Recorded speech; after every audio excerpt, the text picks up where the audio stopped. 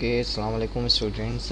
इस video tutorial के अंदर आई विल बी शोइंग कि सेकंड आर्ली कैसे अटैम्प्ट करना है, बिकॉज फर्स्ट आर्ली से स्लाइटली चेंज है। अब स्लाइड चेंज को डिस्कस करना है, लेकिन मार्क्स डिस्ट्रीब्यूशन जिन्होंने स्टिल अभी नहीं मालूम से सेकंड आर्ली में क्या मार्क्स डिस्ट्रीब्यूशन थी वो देख लें कि भाई इस दफ़ा ऑब्जेक्टिव्स देखा जाए तो 6 मार्क्स के होंगे।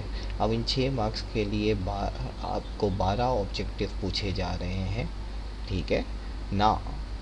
सब्जेक्टिव मार्क्स की अगर हम बात करते हैं तो सब्जेक्टिव मार्क्स में आपके पास 4 मार्क्स के मिनी केसेस हैं, 2 मार्क्स ईच, ठीक है। अच्छा, अब इन ऑब्जेक्टिव्स के टॉपिक्स की अगर हम बात करते हैं तो आपके से देखा जाए तो सेल ऑफ गुड के बाद हमने कैरेजेस कवर किया था, कैरेजेस और कंपनी प्लस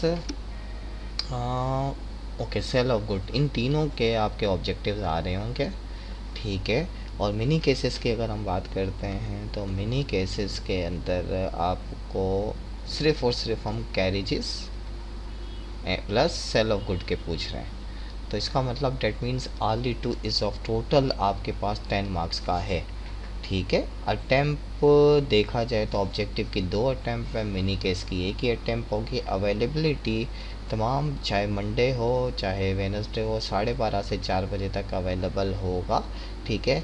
और ड्यूरेशन अगर आप देखा जाए तो 30 मिनट्स फॉर ऑब्जेक्टिव पार्ट और 30 minutes for mini cases part ideally, ठीक है। देखा जाए तो 20 मिनट में हो सकता है, 10 मिनट्स टेक्निकल ग्लिचेस के लिए दिए गए हैं, 20 मिनट में हो सकता है, 10 मिनट्स टेक्निकल ग्लिचेस में दिए गए हैं।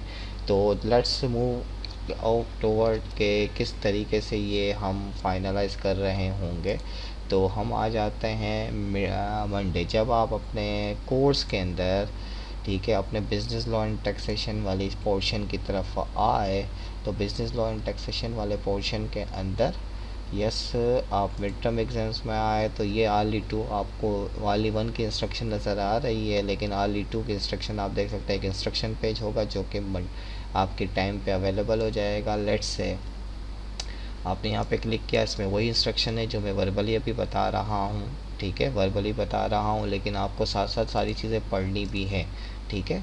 इस इंस्ट्रक्शन के बाद अगर हम आगे बढ़ते हैं आर्ली 2 तो यस ऑब्जेक्टिव पार्ट पे जैसे ही आपने बटन दबाया आपके सामने डिस्क्रिप्शन आ गई कि सेल ऑफ गुड कैरेजेस, यही मैंने ब्रीफ किया, ठीक है। अच्छा, इसमें 15 ऑब्जेक्टिव्स हैं आपके पास, इन 15 ऑब्जेक्टिव सेल से आ रहे हैं, इससे आ रहे हैं, ठीक है। जैसे ही बिगिन का बटन दबाया आपके पास, मैंने 30 मिनट का था लेकिन यहाँ पे 40 मिनट नज़र आ रहे हैं, ठीक है।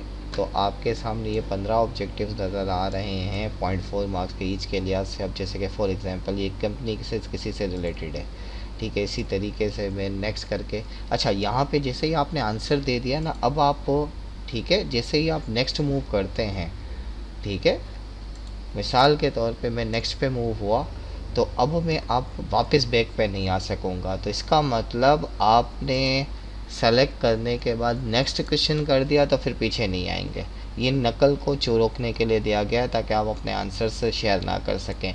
क्योंकि यहाँ पे डेटाबेस के अंदर 80 या 90 ही सवालात हैं, उसमें से 15 आए हैं, 400 700 600 700 नहीं है, ठीक है। तो इसका मतलब ये है कि आपने एक दफ़ा, अच्छा मज़े की बात है, डायरेक्टली जंप नहीं कर सकते हैं, बैक ट्रैकिंग लिखा हुआ है, तो ये चीज़ this test does not allow back tracking, ये वाला जुमला पढ़ना है, इसी वजह से वीडियो ट्यूटोरियल रखा गया है। तो यस, इस दफ़ा पिछली दफ़ा जो स्टूडेंट्स अच्छे मार्क्स स्कोर कर रहे थे लेकिन मिनी केसेस के अंदर मालूम नहीं क्या हो गया, ऑब्जेक्टिव में इतने अच्छे मार्क्स थे, तो उस तरह के स्टूडेंट्स के लिए ये चीज़ की गई है ताकि वो आंसर्स कंफर्म ना कर सके। एक दफ़ा आगे बढ़ गए, अगला सवाल देखने के लिए आप अपने आंसर सेव नहीं कर सकेंगे, ठीक है।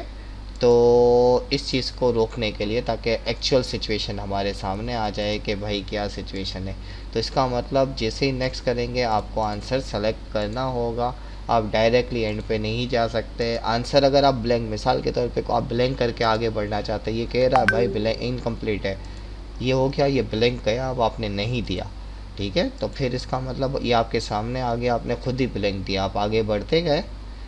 तो ये मत कहिएगा कि सर हाँ, अब फिर दूसरी अटैम्प्ट यूज़ कर लीजिएगा क्योंकि आपको मालूम नहीं था। और लास्ट पे आने के बाद, ठीक है, अब सेव एंड सबमिट होगा, सही है। ये जैसे ही सबमिशन हुई आपके सामने आपके जितने भी मार्क्स बनते होंगे आ जाएंगे। ऑफ कोर्स मैंने सारे रॉन्ग सेलेक्ट किए थे, ठीक है, क्योंकि मुझे पढ़ा नहीं था, समझाना मकसद था।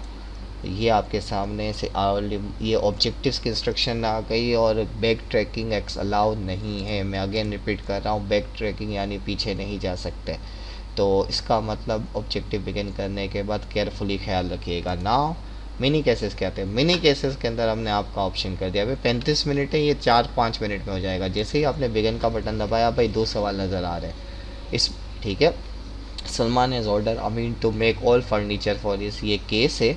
अब इस केस के अंदर आपको यस या नो या ये चारों मैंने सेलेक्ट कर लिए, ठीक है। ये चारों मैंने सेलेक्ट कर लिए, और ये चारों सेलेक्ट करने के बाद सबमिट तो हो जाएगा, ठीक है। लेकिन आपको कितने सेलेक्ट करने हैं, कोई भी दो, या यस होगा या नो होगा।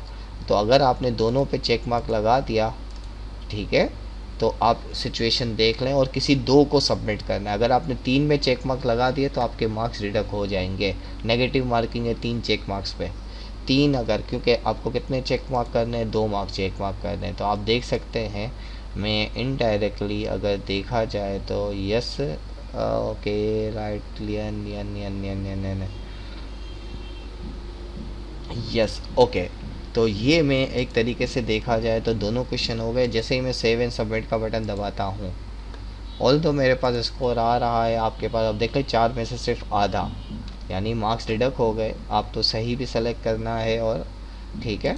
तो ये आपके पास ऑब्जेक्टिव मिनी केसेस के अंदर जो भी केसेस होंगे, अब ये 2 केसेस आपके पास आए, तो मिनी केस हर दफ़ा अलग अलग हो सकते हैं, ठीक है। मिनी केसेस की बात करते हैं। अब देखें कोई एक और सवाल आ गया, ठीक है। तो आपने अपने तौर पे, ठीक है, कोई भी 2 चेक मार्क लगाने हैं। सारे चेक मार्क अगर लगा दिए तो इसका मतलब ये होगा कि आपके मार्क्स डिडक्ट हो रहे होंगे। तो यस या नो सेलेक्ट कीजिएगा, ठीक है। और देन इसके हिसाब से 4 में से 1 मार्क्स आ रहे हैं, तो आपको रीज़न सही सेलेक्ट करना है। तो that's all for this video, best of luck with exam.